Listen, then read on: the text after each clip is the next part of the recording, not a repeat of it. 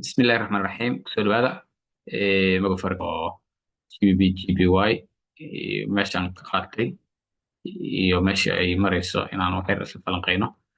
time frame haddaan joogno 15 minute waaye laakiin waxaan fiirin doonaa 1 hour-ka meesha aan ku manage gareyn lahaa iyo qaabka aan u qaatay waxyar waa mashquulay marka waxaan rabaa hadda inaan dareedkii waxyar aan fiiriyo 1 hour markaan fiirino waxaad u jeedaa meeshaan oo ahayd ny open qorshen wuxuu ahaa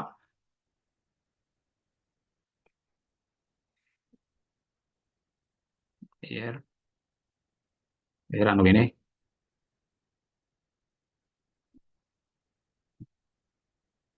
one hour markaan tagno tusaalahaan hadda aan joogno ny halkaan ay ku furantay saaka ny markay furantay waxyar koray aaday kanalka markuu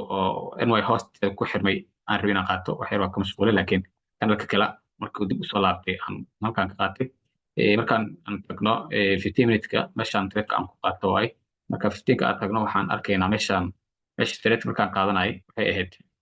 halkaas markii rejectanka soo sameeyey oo aan ogaaday in oo afar kandhal hoos u socoto 1 2 3 4 kadib aan trade ka qaatay marka waxaan ka qaatay konton iyo wuxuu hadda maraa 40 bib laakiin targetkii koowaad halkaas uu ahaa 26 bib targetkii labaadna halkaas waaye halka hoose meeshii shalay aan targetkii shalay ahayd trade-ka halkaasaan ku xirnay xalay waqti dambe ahayd laakiin ani waxaan rajeynayaa in eridan uu gaari doono trade-ka